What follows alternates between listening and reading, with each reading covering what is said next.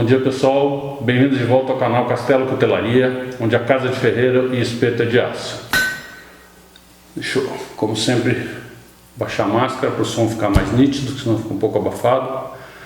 Hoje, mais uma entrevista, uma figura emblemática, não é? Que todo mundo conhece, não tem ninguém mais conhecido do que o famoso Espredo. Uma honra para mim estar aqui entrevistando. Obrigado. Contando a história dele, que muita gente já escutou, mas eu espero que, se possível, tenha alguma novidade. Mas eu acho que não, mas só pelo fato de poder contar no canal essa história é bem relevante. Não se esqueçam de se inscrever no canal, dar seu like para ajudar a gente a cada vez mais a entrevistar outros cuteleiros, outros fabricantes que podem ajudar o mercado da cutelaria a crescer cada vez mais. E essa modalidade artística tão apreciada. Bom dia, Fredo, tudo bom? Bom dia, tudo bem, obrigado. Prazer enorme estar aqui no teu canal. E vamos lá. Beleza, então. Vamos lá, Fredo, conta pra gente como é que você conheceu a cutelaria, da onde veio o teu apreço pela arte, como você começou, a tua história e, obviamente, como você, a sua trilha até os dias de hoje, o que... A cutelaria, ela sempre fez parte da minha vida, né? Porque eu sou filho de médico, pai médico, mãe professora, e nós tínhamos uma fazenda, né? A gente ia no final de semana para essa fazenda. Meu pai era caçador, pescador, gostava dessas atividades, né? Então eu cresci no meio do campo, do mato, né? Da beira de rio, com arma, com faca, esse tipo de coisa, né? Então eu já gostava de faca, meu pai também gostava de facas, tinha, né, as facas dele lá, e eu, como toda criança, cresce imitando o pai, imitando o irmão mais velho, então já tinha algumas facas também. E aí a cutelaria, ela entrou realmente na minha vida quando eu era pré-adolescente, estava entrando na adolescência, uns 13 anos por aí, com os filmes do Rambo, né? Que inspiraram muitos cuteleiros. Exatamente, quantas pessoas não se influenciaram naquela época com aquilo. Então, imagina para uma criança que já gosta de faca, de mato e de sobrevivência, desse tipo de coisa, de arco e flecha, já atirava com arco naquela época, gostava muito dessas coisas. Tu vê aquela faca do Rambo naquele filme com 13 anos, tu fica louco, né? Exatamente. Então, eu sempre fui uma criança que tinha muita habilidade manual, sempre fazendo coisas e montando e desmontando coisas. Então, na verdade, assim como não existia naquela época no Brasil uma faca desse tipo, assim, ou pelo menos igual àquela, eu comecei a remodelar algumas facas que eu tinha para fazer a minha própria faca do Rambo, né? Sim. Usando uma furadeira manual, em cima de um banquinho de madeira, coisas assim. E aí eu transformei uma faquinha, uma tramontina, de linha esportiva assim que eu tinha, eu transformei na minha faca do Rambo, né? Então já foi um hobby que depois acabou virando, né, uma fonte de renda, né? Sim. Recebi encomenda de uma tia que viu uma dessas facas no churrasco, achou muito legal, me encomendou duas, né, para dar de presente para meus primos. Oh, legal. Então já foi o primeiro dinheiro que eu ganhei com trabalho na vida, já foi fazendo faca, né? E a coisa nunca parou. Eu lembro, eu vi essa parte, você falando das primeiras facas, até numa entrevista do Beirado que eu assisti com você contando que iniciou sempre com desbaste nos cantinhos, né, e depois foi crescendo, né? Exatamente, né? Porque aí é uma descoberta, né? Uma brincadeira que você vai fazendo com o que você tem, né, à mão. Então não tinha ninguém também para ensinar nada, então tudo eu fui descobrindo assim, né? Então, por exemplo, eu pegava uma faca, aquelas facas Tramontina tinham um vazado hollow, e eu me lembro de olhar aquela canaleta assim na lâmina, e eu olhava para um esmeril, aquela pedra redonda de esmeril, eu digo, mas isso aqui encaixa naquilo ali, né? Eu acho que se eu ficar correndo de lado assim com controle, eu vou conseguir fazer esse desbaste aqui usando uma pedra de esmeril, né? No esmeril. Então tudo ia assim, né? Eu queria fazer aqueles dentes, né, no dorso assim da faca do Rambo. Aí um dia eu passei, estava caminhando em Porto Alegre, eu vi uns caras instalando uma grade na frente de um prédio. E aí o cara com uma esmerilhadeira, que na época eu nem sabia o que era, mas eu vi com aquela máquina e aquele disco, né, um disco de corte assim, aquele disco fininho. Eu olhei assim, eu digo, mas aquele disco ali eu acho que eu consigo fazer, se eu botar em alguma coisa eu consigo fazer os dentes, né? E tudo era assim, né? Então, tudo de tendo que descobrir, na verdade, a cutelaria, reinventar, né, a cutelaria, né? Porque quando você não tem ninguém para te ensinar, você tem que inventar de novo, né? Sim. Então foi tudo muito... Criar um estilo, criar uma adaptação da ferramenta que te permita chegar lá. Exato. Né? Então, o meu conhecimento de ferramentas naquela época era muito precário. Era uma furadeira manual, eu sabia o que era um esmeril, mas eu nunca tinha usado um esmeril. Né? Então, eu lembro, por exemplo, a primeira vez, quando eu fui na Ferramentas Gerais, que é uma ferragem muito grande, porque eu lixava minhas lâminas à mão, mas eu não conseguia dar aquele espelhado, né, naquelas facas. Né? Aí eu fui lá e digo, eu tenho umas facas que eu faço assim, assado, eu queria dar um espelhado, o cara pegou, botou 2 discos de pano em cima da mesa e 2 barras de massa de polir. E aí, eu disse, tá, mas como é que usa isso? Eles, não, tu passa a pasta no disco e aí depois tu dá polimento que tu quer.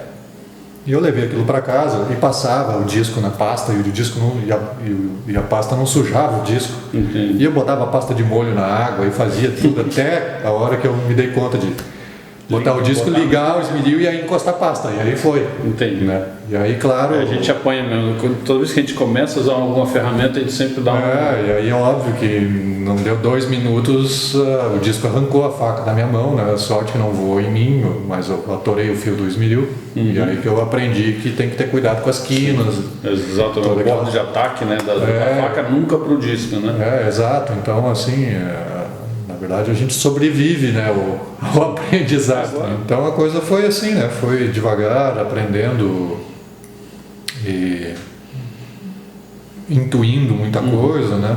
E comprando algumas revistas. Acredito que na tua época não tinha muito onde buscar informação, não existia nem internet, né? Na época, quando eu comecei, eu olhava muito a Magnum, né? Porque eu gostava de tiro, mas ao mesmo tempo tinha... eu também comprava a revista Magnum, mas a Magnum ela teve apenas 2 matérias, uma Faça a Sua Primeira Faca, que foi uma matéria escrita pelo Luiz Villa, se não me engano, e o Mário Eiras, e depois teve uma outra que é Faça a Sua Bainha, né? Mas ensinava assim a fazer uma faquinha de 51/60, com talvez de desbaste, temperando na churrasqueira, uma coisa assim bem precária, mas quando saiu essa matéria eu já fazia facas profissionalmente. Sim, entendi. Né?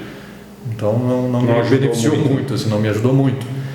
E então assim, eu aprendi mais, na verdade, com revistas americanas, como a Knives Illustrated, por exemplo, que tinha uma seção, né, que se chamava How To, onde eles ensinavam como fazer determinadas coisas. E aí também eu acabei aprendendo inglês, traduzindo as revistas, né? Porque era uma revista na mão e o dicionário na outra, né? E aí também eu fui inglês mais tarde também. Com isso, e com filmes e outras coisas, eu fui aprendendo inglês. Então, acabei tendo uma formação autodidata em inglês. Então era tudo muito difícil, né? Assim, de conseguir uma informação, de aprender alguma coisa, né? Tudo era muito na base da experiência, né? Então eu costumo dizer que isso, na verdade, o que acontece é que isso desenvolve uma inteligência de oficina, porque quando você dá um curso, por exemplo, e hoje a gente vê muito isso com a quantidade de cuteleiros que tem, todo mundo querendo curso, querendo aprender, e fazendo aula, curso online, curso presencial. O curso ele é maravilhoso, mas ele te ensina o caminho até o centro do labirinto.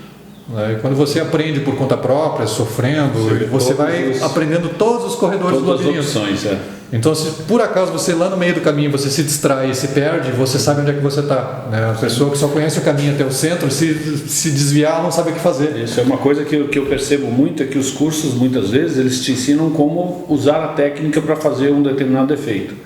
Mas, em muitos casos, você não aprende como realmente usar a ferramenta. Para que ela é usada, qual o melhor aproveitamento da ferramenta.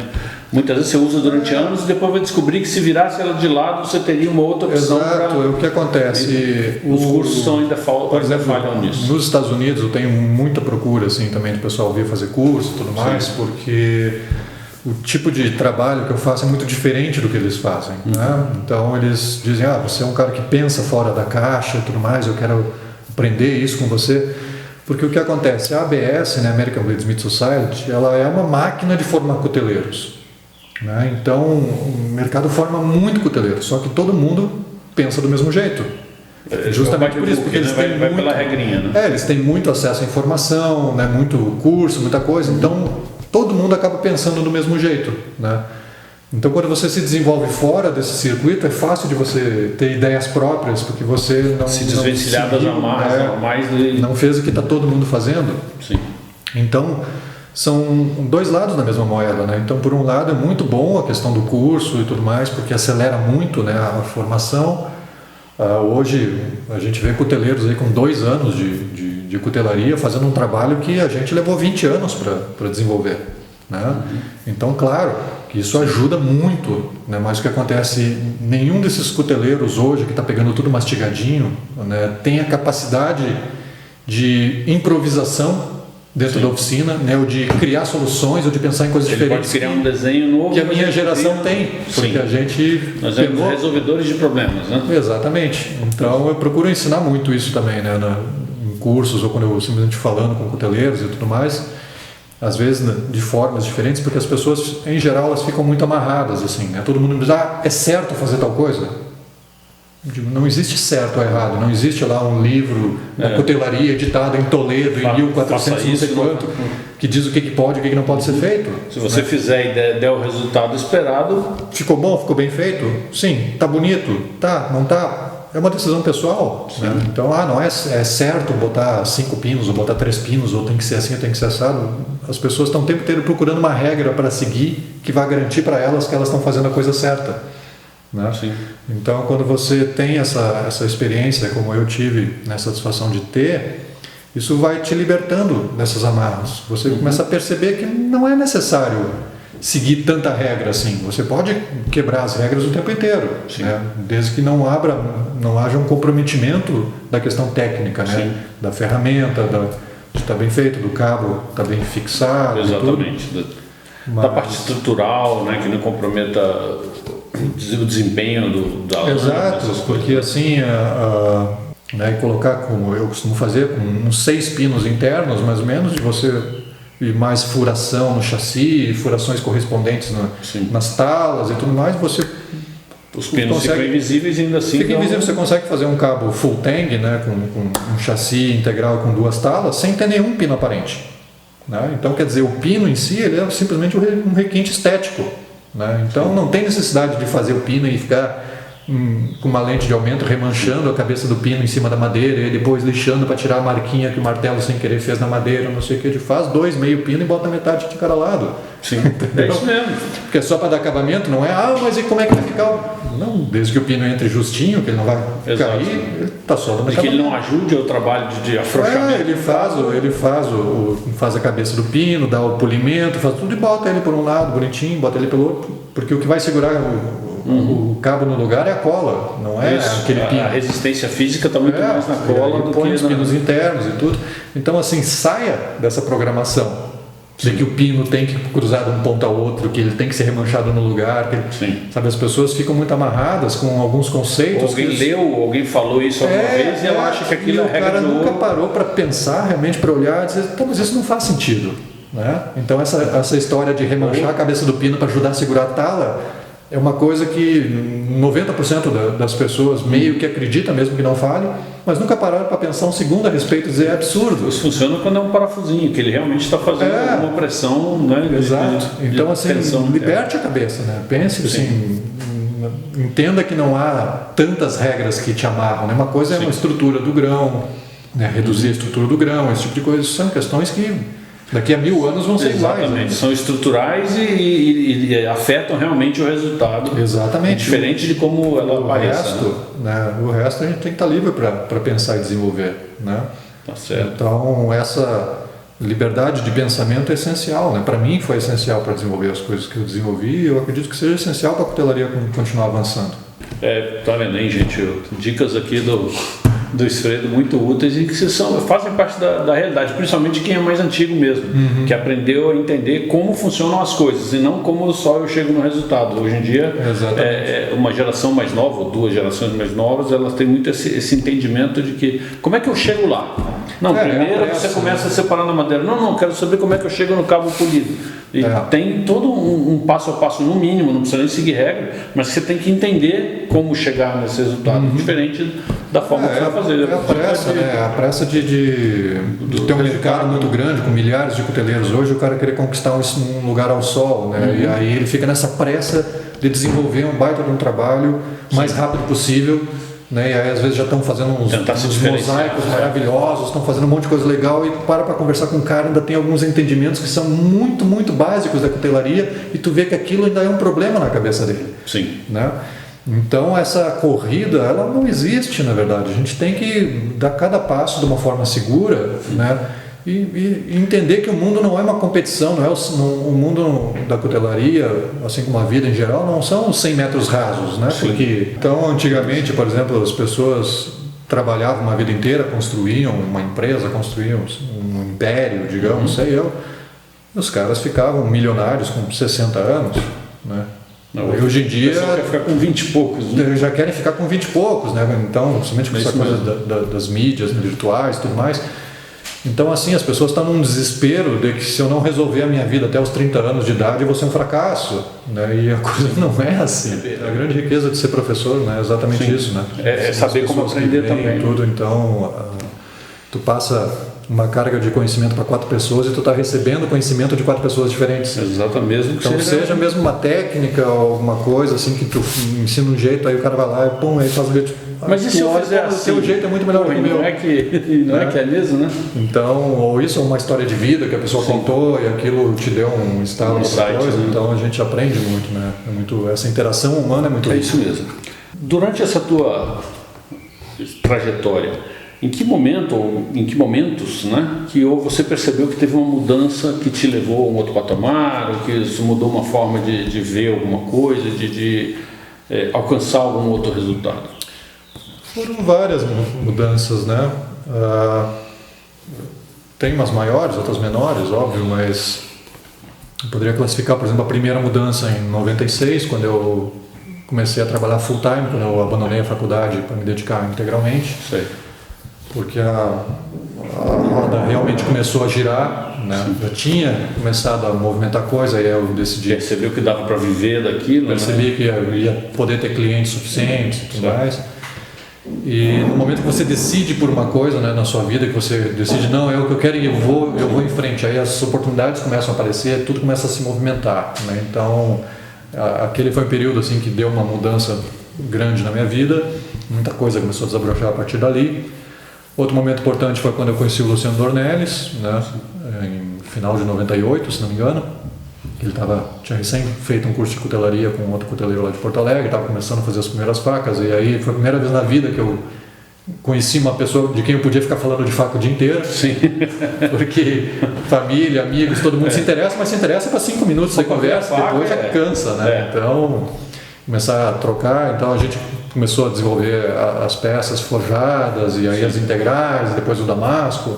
Então foi um marco bastante importante também. 2001, claro, o curso com o FISC, né? Então, que abriu as portas assim para o mercado externo e questão de geometria de fio, de têmpera seletiva, o teste de corte da ABS, né? Toda essa parte assim. E depois o Master, né, com certeza, em 2009. Né, o Journeyman também foi importante, né, mas principalmente no Master, depois em 2009, que foi um dos grandes momentos assim, da minha carreira, realmente. Sim. Passou a ser visto até com outros olhos, né, pela própria comunidade, né? Exato, porque assim, eu já era bem reconhecido, né, mas existe, infelizmente, né, existe um certo distanciamento social, para usar um termo que está muito na moda hoje em dia, né? Assim, uma certa elite, né? Assim, de Mastersmiths, né? Então, é um título que tem muito reconhecimento, então às vezes o cara se torna um Mastersmith, ele parece que veste o manto do Supremo Tribunal Federal, assim, sabe? Então...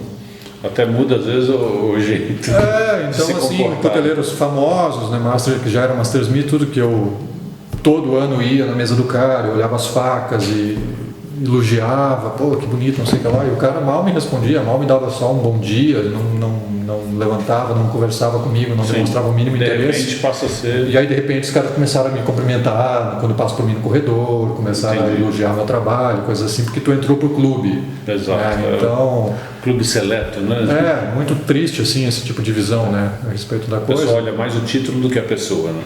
Exatamente. Então, e eu percebo isso assim, porque eu gosto muito de interagir com as pessoas, né? Eu, tanto lá no Blade Show como aqui no Brasil, cada vez que eu faço uma feira, o local onde tu menos vai me achar é na minha mesa, né?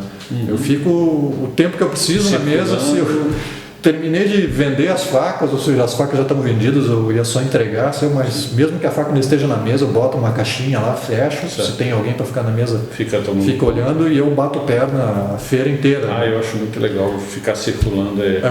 E aí de repente eu tô no Blade Show, lá na sessão da BS, eu tô lá no fundo, assim, né? O pessoal que vai fazer o teste para Journeyman ainda, daqui 2 anos, que tem às vezes um nível de trabalho que pra gente aqui no Brasil nem iniciante tem esse nível de trabalho, que o nosso nível aqui já está altíssimo.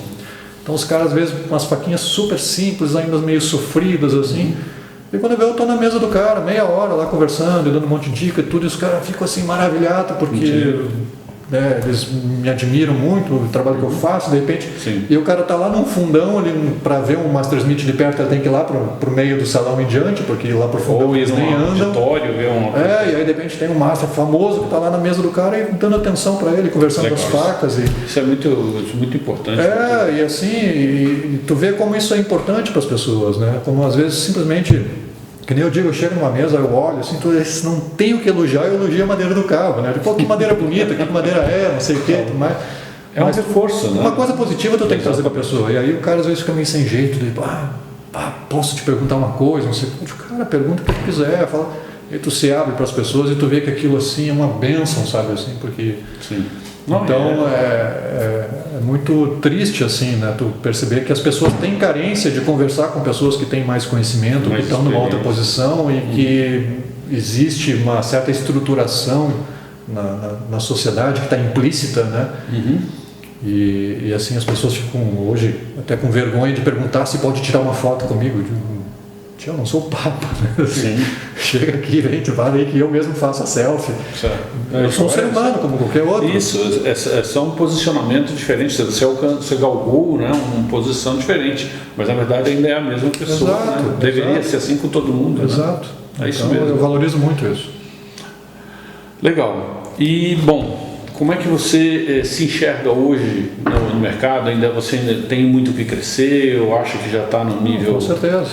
Com certeza. Eu hoje, finalmente, eu estou no nível que eu sempre quis estar, né, desde o começo. Nível questão de trabalho, né, porque assim, eu sempre tive isso muito certo. Né, eu sempre soube aonde eu queria chegar. Né, eu sempre soube o tipo de faca que eu queria fazer damasco, que eu queria fazer engraving, lei em ouro, eu queria fazer facas assim... mais selecionadas, mais artísticas, mais únicas, assim, não queria ser um cuteleiro de produção, de ficar sempre fazendo os mesmos modelos.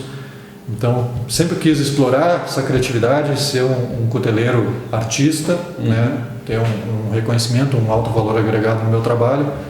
E hoje, depois de 31 anos de cutelaria, depois de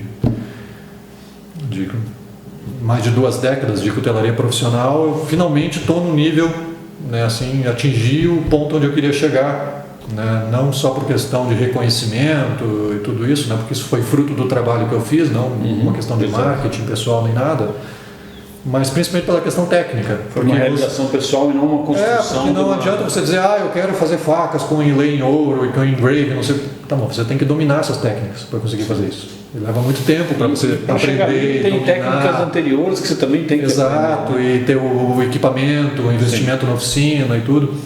Então hoje eu cheguei no ponto que eu consigo produzir qualquer coisa que eu tenha vontade de produzir. Né? Então eu cheguei no ponto que era onde eu sempre quis estar, né? Desde o começo. Dá para fazer tudo dominando as técnicas. Né? Mas em termos de outras ambições, eu não tenho ambição de ficar milionário, eu não tenho ambição de ser mais famoso do que eu sou. A ambição que eu tenho é continuar cada vez mais inspirando as pessoas. Eu gosto demais desse contato, gosto de quando o meu trabalho inspira alguém, quando causa uma mudança na vida de uma pessoa, que a pessoa de repente larga um trabalho que ela é infeliz e começa a viver de cutelaria, começa a prosperar e viver bem e começa a ser feliz, e sempre que você influencia positivamente o outro ser humano é uma coisa muito gratificante.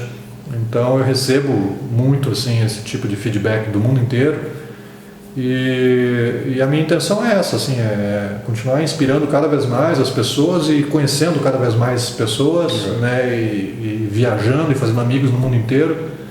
Eu, como fui uma pessoa muito tímida a maior parte da minha vida, né, é aquela coisa assim muito triste da timidez, que você parece que o mundo é uma festa para a qual você não foi convidado, né? Que você fica olhando sempre no canto, olhando. Você fica no muro olhando os outros se divertindo, né? Sim. Então eu sempre quis ter 1 milhão de amigos, eu sempre quis ser um cara popular, eu sempre quis, né? Então a minha carreira me possibilitou isso, né? Assim, eu recebo muito carinho das pessoas, assim, converso e dou muita risada. E hoje eu tenho amigos no mundo inteiro. E eu quero cada vez aumentar isso mais. Eu quero ir para outros países que eu não conheço, eu quero dar curso para outras pessoas, conhecer o resto do Brasil. Então a minha meta é essa, né? Assim, continuar crescendo e contribuindo com a humanidade, né? Com as pessoas. Ótimo. E você ainda dá curso hoje, frequentemente ou muito esporadicamente? Como é que... Não, eu estou com muita encomenda, né? Eu até parei de pegar encomendas, não estou mais aceitando encomendas por conta disso. E aí eu fiquei com um tempo muito limitado também, né? Para cursos e tudo mais. Tem uma procura, imagina, já tinha, antes dessa explosão da cutelaria no Brasil, né? Eu já tinha dezenas de pessoas esperando agenda para poder fazer curso, então hoje muito mais, né?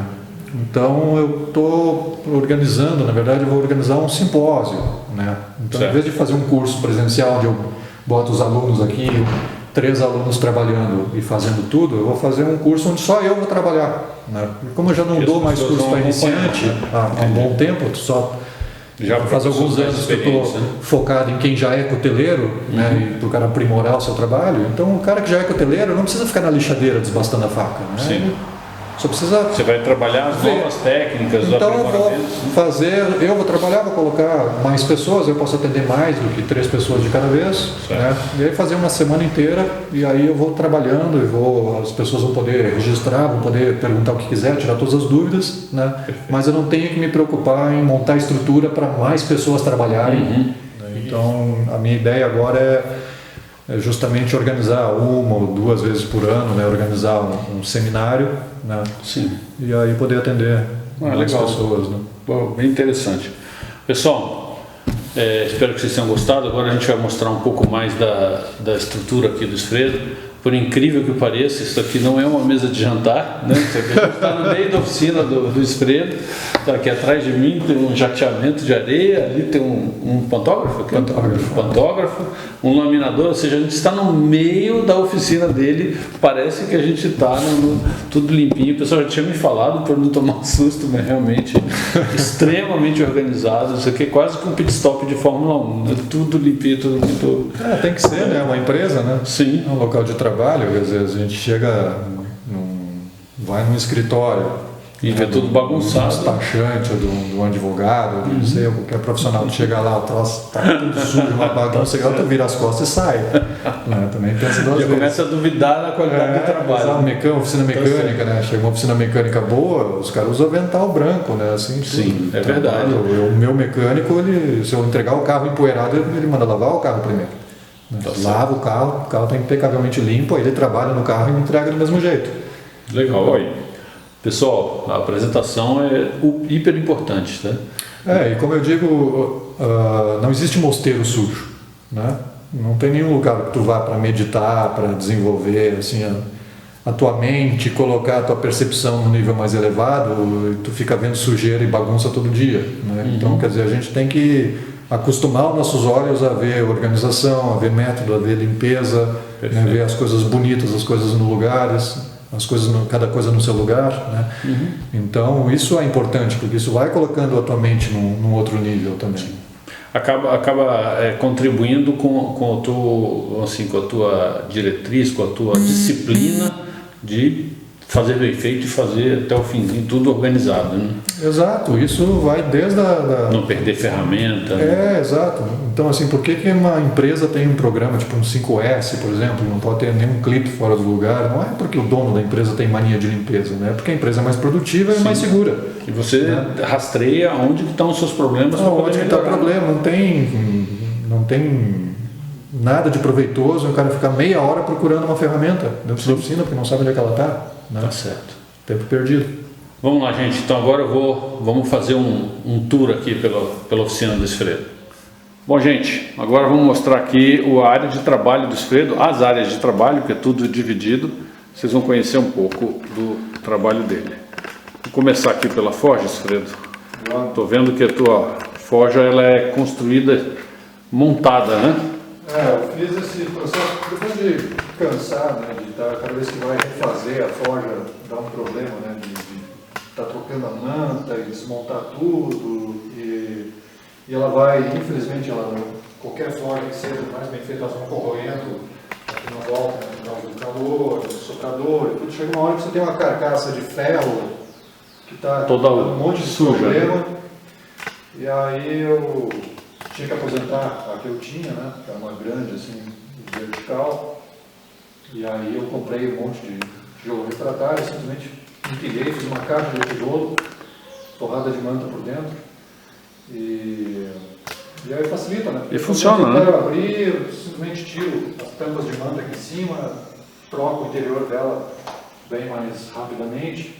Mas, claro, ela demora mais tempo para aquecer. Sim. Fica esse trambolho aí desengonçado, feio, mas por enquanto tem servido, né? Tá ótimo. E vamos lá. Gente, olha o brinquedinho aqui do Esfredo. E o meu mimoso, meu querido. Quantos quilos a pancada, sabe? Eu não sei se ele é 90 ou 100, nunca pesei. O peso do martelete o que dá é o conjunto aqui dentro, martelo e pistão. E a velocidade com que ele desce. desce aqui e deixar ele cair para ver qual é o peso, né? Eu não sei se... Eu comprei ele sendo por 100 quilos, mas eu não sei se é 100 ou Pelo 100. tamanho é bem capaz, que a gente olha, ele é hiper robusto. Para quem gosta de martelete é... Bigorna integrada, que é uma coisa ótima também. Sim. Né? Fazer uma sapata separada. Separada, né? Bigorna. Então, e é uma marca muito boa, assim, que é um Chamberlain. E para quem é fã de prensa, o Esfredo não tem prensa até hoje, ele ainda usa o martelete, né? Forno elétrico, uma coisa que até hoje eu não tenho também, porque sempre me acostumei a fazer todos os tratamentos térmicos na forja. Então, da mesma forma, é uma coisa que é sempre um investimento que fica para depois, né? Sim. O domínio da técnica sempre tem que vir antes da ferramenta. Sim. Né? Então, o pessoal diz, para fazer damasco tem que ter a prensa, tem que ter martelete. Eu forjei muito damasco à mão. Se você não sabe fazer a mão, provavelmente vai dar problema na hora de fazer com a prensa também. Ou com o martelo, exatamente. Com o martelete, né? Então, senão de repente queima um componente do teu forno. Exatamente. E aí você não sabe mais trabalhar 2 semanas para chegar. Você vai ficar 2 semanas sem trabalhar. 2 semanas sem poder temperar a tua faca, porque tu não sabe temperar se não for botar no forno e apertar um botão. Então, assim, em breve eu vou ter um forno, então por que vai ser o forno bom? Não ficar fazendo recozimento, não ter que ficar lá 40 minutos cozinhando o bigode na frente da forja, né? Para esquentar a lâmina toda aparelhinha, esfriar e depois de novo. Muito mais fácil, bota no forno, aperta o botão. Mas pelo próprio processo de têmpera seletivo que eu faço e tudo, até por causa da questão da gravação e tudo mais, provavelmente eu vou estar usando ainda a forja ou usando o forno para pré-aquecimento e depois fazer a têmpera seletiva usando a forja. Eu sempre digo que a ferramenta mais importante que a gente tem é o nosso cérebro e as nossas mãos, né? Sim. E agora vou virar um pouco aqui que eu vou te acompanhar, tá? Só para mostrar aqui. Gente, literalmente aquilo que a gente falou lá dentro, limpinho, organizado. Não, tá sujo. Tá sujo? Tá sujo. E eu tô achando limpo, gente. Vamos lá. Esse daqui é uma plana, né? Essa é uma retífica Uma plana. retífica, né? Que foi feito sob encomenda, né, para mim. Eu tinha A mesa também é a mesa magnética? Sim. Ou você comprou separado? Não, a mesa eu comprei. Eu estava falando no Rick Lala e ele fez a dele, construiu uma. Mas o Rick ele é professor Pardal. impressionado com a capacidade dele de desenvolver as coisas. Eu tinha encomenda de uma espada ainda mais turco, e tinha encomenda de canivete também, tudo, e era uma máquina que eu não tinha. Então é uma das últimas que entraram na oficina, né? Tem uma coisa que eu trabalho muito com damasco turco, então uma coisa que uma das partes mais chatas do processo era justamente, por exemplo, pegar uma barra de torcida do turco e aí tinha que prender a nossa aqui, a esmerilhadeira e ficar limpando uma por uma. O mais retinho possível. Deixar mais retinho, porque não pode também ficar indo tudo na lixadeira, porque senão tu gasta um horror de lixa. Então é uma etapa muito ruim assim, do processo. Agora, o corrente hídrica facilitou muito, né, para esse tipo de... Isso, o que é essa obra de arte aqui? Essa escultura aí é para aquecer a ponta do eletrodo, né, para começar a fazer a solda. Desde o início dos tempos, né? Desde o começo dessa máquina de solda, né? Na verdade, eu acho que na outra que eu usava antes. Tá. E aí uma mesa, uma mesinha de solda, com rodinha, exatamente para fazer rodinha, para lá, para cá. Eu já deixo esse empilhadeiro aqui. Essa é só linear. Não é nem nada misturado, né? E como eu sempre desenvolvi, né, todo o meu trabalho na hotelaria muito baseado na minha habilidade, pela falta de equipamento, então eu me viro bem com pouca coisa. Sim. Então eu acabo sempre postergando, assim. Eu já tinha visto você comentar isso, que as pessoas às vezes se espantam com a pequena quantidade de equipamento que eu tenho. Hoje está mais bonito, assim, sim. Né? Tem retífica, tem um gabinete de jateamento lá, Sim, tem umas coisas assim que já dão uma cara mais de oficina bem equipada. Né? Sim. Até pouco tempo atrás era basicamente furadeira, serrafita, lixadeira, martelete fora. E acabou, né? Tá certo. Vamos mostrar aqui, deixa eu virar a câmera. Mostrar aqui, pessoal, aqui a parte de onde você dá seus cursos, né, Esther? Sim, aqui são lixadeiras. Então, aqui a gente tem uma FANEP número 4. Lá do Mauro, né? A quarta lixadeira de cutelaria produzida no Brasil. Né? Foi um projeto da KMG que nós trouxemos dos Estados Unidos. Né? O Luciano Dornelles e o Ricardo desmontaram toda a KMG do FISC. Sim. No primeiro ano que a gente foi, trouxeram todo o projeto e o Mauro da FANEP começou a fabricar. Né? Então essa aqui é a número 4. A primeira era do Ricardo Vilar, depois teve mais duas lá que ele doou para a escola da UNB. Isso. E essa aqui é a número 4. Esse carrossel aqui foi eu que criei, né? Então está adaptado aqui, a mesa dela está embaixo. Eu fiz mais duas lixadeiras, essa aqui é uma delas, o corpo. Né? Na verdade aquele carrossel era dessa aqui, que foram duas lixadeiras que eu construí quando eu fiz a escola de cutelaria. Né? E aqui tem uma da T-Force. Certo. E essa adaptação aqui do... Essa adaptação é a criação do Rogério Pelin, foi desenvolvido pelo Rogério Pelin e pelo Ronaldo Franceschi, né? Certo. Que é uma lixadeira de disco adaptada, né, para usar a mesma base. Né? Funciona muito bem. Eu também já vi algo parecido do Gustavo Vilar com o Neoclédio Copassi lá. Eles fizeram, deles é fácil de remover, ele fez uma adaptação aqui nessa cabeça, mas no mesmo estilo, né? Para poder... É a mesma coisa, porque você muito tem útil, um né? sistema de esticar, você tem um motor atrás, você tem toda a estrutura. Muita né? coisa fica facilitada, né? Exato. Então agora, por exemplo, eles estão fazendo com um eixo de politriz. Sim. Né? Então você pode também botar os discos. Bota os discos de pano, né? E esse aqui, isso. Esse esmeril aqui, que eu uso ele hoje como politriz, né, foi onde eu comecei a fazer minhas facas. Eu ganhei esse esmeril de presente de aniversário do meu pai, na época que eu estava fazendo minhas facas por hobby. Na época eu estava no segundo grau, no primeiro ano do segundo grau. E nota que a pintura dele está toda descascada, porque na verdade ela derretia. Né, de tanto que ele esquentava de trabalhar. Ficava ligado no muito sol, tempo. em cima de um cepo de cortar lenha. Prendia ele com pregos assim. E aí ele ficava tão quente que começava a derreter a pintura. Aí eu desligava, botava umas toalhas encharcadas assim em cima, ficava esperando ele esfriar. Esse é emblemático então, hein? Esse aqui é emblemático, está até hoje aí funcionando. Isso é uma roda de feltro ou é madeira? Esse aqui é feltro. Feltro, né? Tá. Esse aqui é feltro, mas eu quase não uso. Eu uso mais o disco de pano. Tá. Legal. Esfredo, me conta assim, por que você escolheu essa organização, essa formatação da distribuição, ou seja, o martelete aqui, a forja aqui, a bigorna na frente? Foi só uma escolha por causa do formato da sala ou não tem uma característica de trabalho? As duas coisas, na verdade, né? As duas coisas. Então, como eu tenho essa porta grande aqui de correr, eu deixo a forja do lado de fora, né? Então, dissipa melhor o calor, né? A maior parte do calor também para fora. Né? Embora o plano inicial, a forja ia ser lá naquele canto, porque eu tenho uma coifa embutida lá naquele canto, eu vou colocar uma coifa grande, mas com a questão da policorte também tem que ficar próximo aqui, pior equipamento que tem na oficina, né? Que mais faz barulho, que mais faz pó, sujeira e tudo. Espalha para todo lado, né? Então eu fico aqui também, porque daqui ele manda para lá. Tá? Então, o martelete está num canto porque ele ocupa muito espaço, mas tem uma certa distância. A sapata dele, a caixa é independente da fundação da casa, né? Então ele não vibra com a casa. Certo. Né?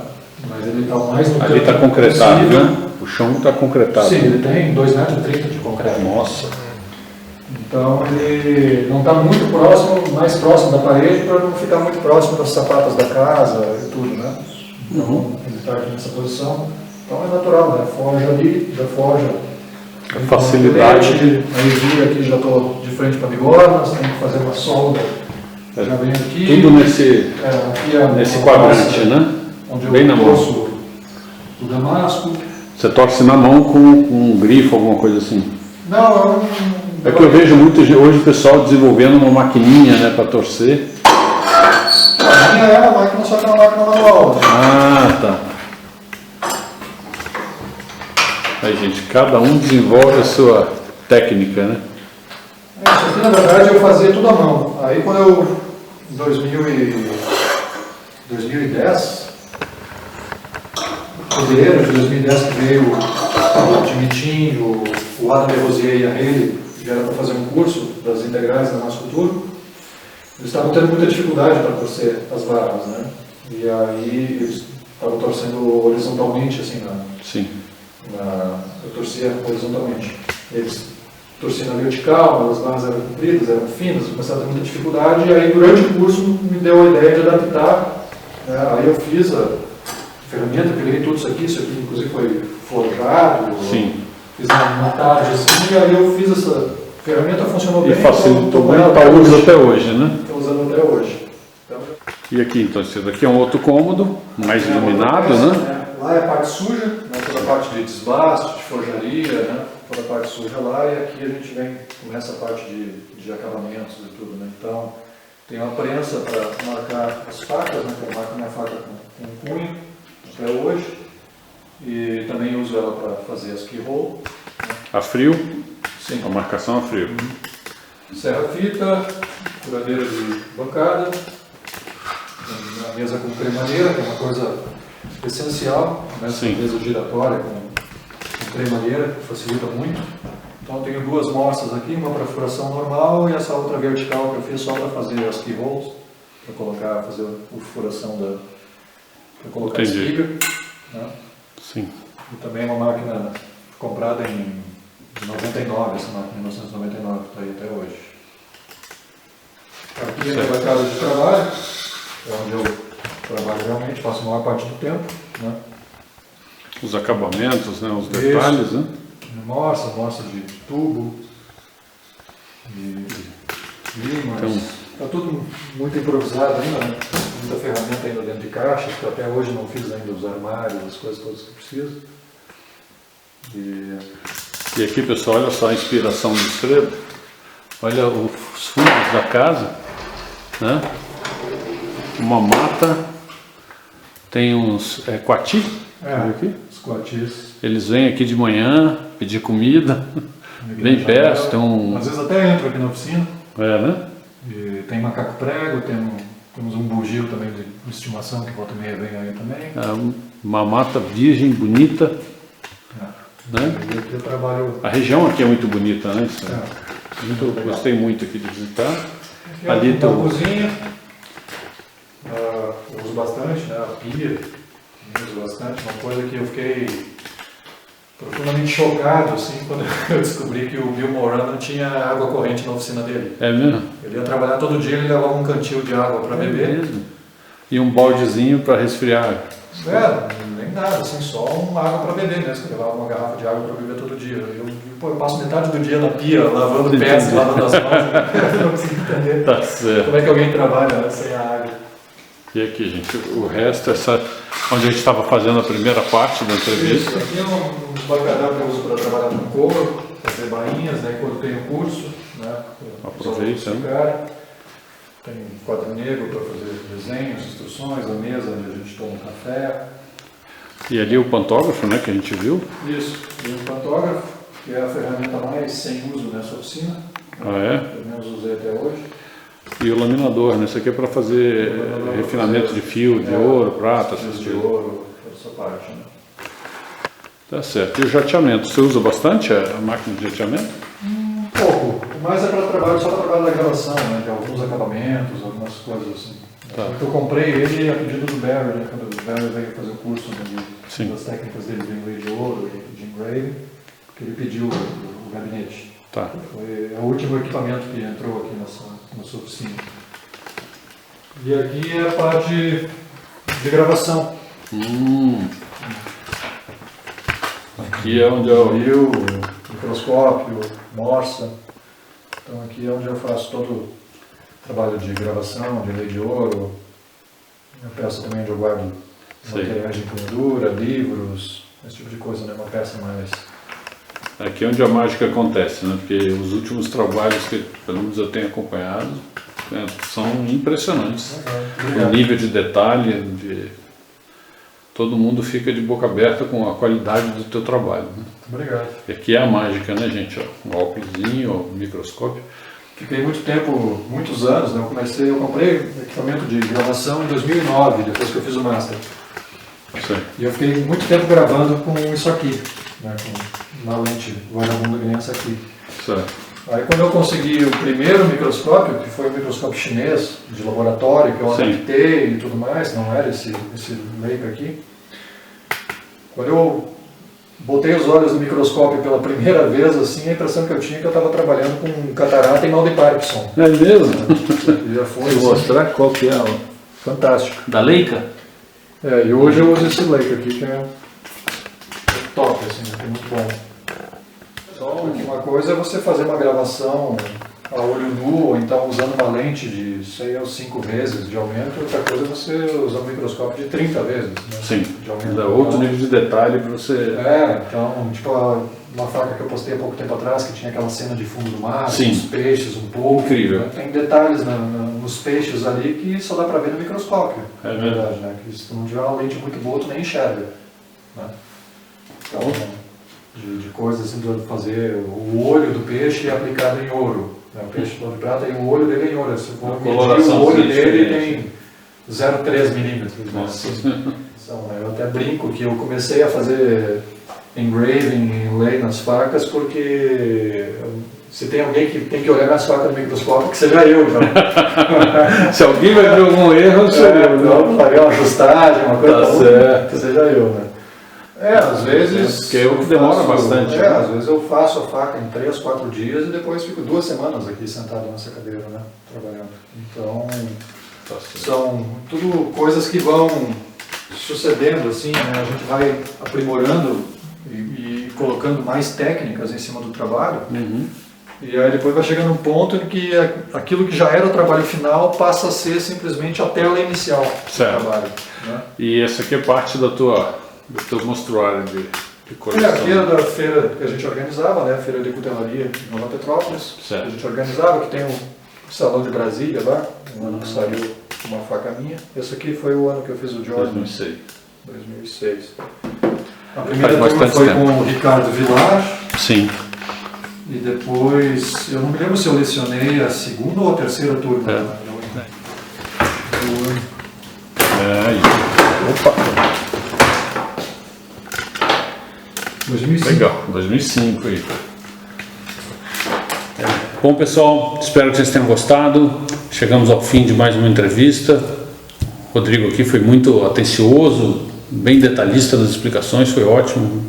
Espero que vocês tenham gostado de ver a organização da oficina e ver que realmente dá para trabalhar com uma oficina organizada e não precisa ser medieval. Embora tenha umas oficinas que têm uma característica medieval que são bonitos. Eu tenho que isso acaba tem um aspecto um pouco do imaginário. Né? Exato. Eu vejo muita oficina que às vezes tem uma certa sujeira e bagunça porque o cara acha que aquilo faz parte do estilo. Ou é dele, às vezes é do artista, né? O artista está mais preocupado em criar, às vezes, do que trabalhar mesmo. São conceitos, né? Sim. A pessoa fica presa, assim, às vezes, a um conceito, assim, porque todo mundo tem esse imaginário, né? Assim, do forjador, ferreiro, a oficina suja, pedra, e o avental de couro, né? E o cara sem camisa com aquele avental de couro, martelão. Né? Tem umas imagens assim que no imaginário. São estilos diferentes, né, de produção, mas gera realmente essa questão do imaginário. Assim, mas eu já visitei alguns, como o Kigami, até o Tom Silva aqui, que eu entrevistei agora, tem essas características mais medieval, né, do rústico. Né? E o Tom me falou que a da oficina do Dornelles é mais ou menos assim também. Também. Né? Nesse estilão mais rústico. Eu visitei a Cíntia Falkenbach, que era da UNB, e ela tem uma parte da oficina que é construída com pedra e cimento, ou seja, quase que um prédio medieval. Muito interessante. É muito legal, lindo, né? Eu até tinha vontade, uma época ali, de fazer na forjaria, né? De revestir a parede com pedra e tudo, mas assim, a hora que começa a juntar o pó em cima daquela pedra toda, tu tem que estar você passa 2 dias limpando, né? Limpando aquilo, você percebe que é um inferno, né? Assim, que o bom mesmo é uma parede bem lisinha, né? Que não junta pó. Quase a pintura óleo pro pó cair, nem fica mesmo preso. Esse reboco já junta pó, o melhor é uma calfinagem, um acabamento, quanto mais liso, melhor, né? Porque o pó não gruda, né? Tá certo, então. Então, muito obrigado pela oportunidade. Assim, espero que vocês tenham gostado. Não, com certeza. Né? E, Esfredo, talvez algum colecionador, alguém se interesse em comprar teu equipamento, como é que eles entram em contato com você ou acham o seu trabalho? Porque você não faz mais encomenda? Na verdade... Quem quiser achar seu trabalho, até para dar um lance... Na verdade, atualmente, para comprar meu trabalho, tem que entrar em contato com os outros, né? Sim, hoje tudo é através de... Porque como eu não estou mais aceitando encomendas também, né, e eu não tenho tido muito tempo para me dedicar para peças de pronta entrega, né, então, realmente, atualmente, faca minha só no mercado secundário, né, porque o que eu quero agora é dar um jeito de produzir, de entregar todas essas encomendas que eu tenho, né? E daí ser a minha carta de alforria, né? Assim, ser completamente livre, né? E eu vou só fazer o que eu tenho vontade de fazer. Né? Criação. Eu vou ligar a forja e vou fazer o que eu tiver vontade de fazer. E aí depois eu vou botar à venda, vou leiloar, sei eu. Ótimo. Mas não quero mais pegar encomenda e ter prazo de entrega e valor acertado, porque não tem nada mais chato para um artista que tem uma mente criativa e que está sempre desenvolvendo coisas novas, experimentando, você começar a fazer um trabalho e aí ter que parar porque tem um prazo a cumprir como entrega. Porque já estourou o valor do orçamento. Você vai fazer um trabalho, de repente... Perde a característica da obra de arte. Aí o valor é tal, aí você vai parar no meio, né?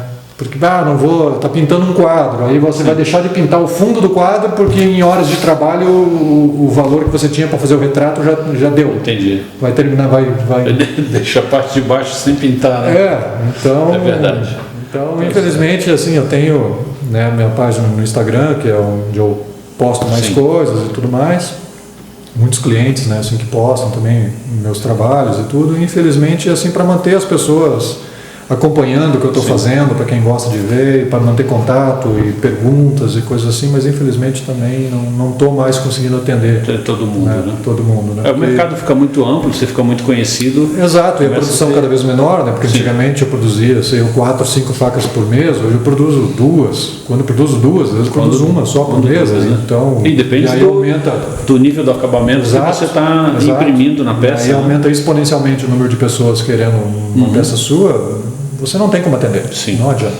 E é isso às vezes também que valoriza, né? Se você atingir um padrão de qualidade, de confecção, que te permite trabalhar sempre na qualidade ao invés de ficar pensando na quantidade. E valoriza... A sua peça vai se valorizando cada vez mais, já que você não consegue e valoriza entregar. Tudo também, né? Então, assim, por um lado, né, é chato para o cliente que não consegue, de repente, hoje ter acesso a uma peça minha, mas por outro lado... Qualquer peça minha que ele tiver, valoriza muito. Valoriza muito, exatamente. Né? Então, mesmo que seja uma peça mais simples, antiga, mesmo assim ela fica valorizada por ser do artista, né? Exatamente, exatamente. Então, é uma dinâmica de mercado que não está no meu controle também, né? Eu não tenho como controlar. Exatamente.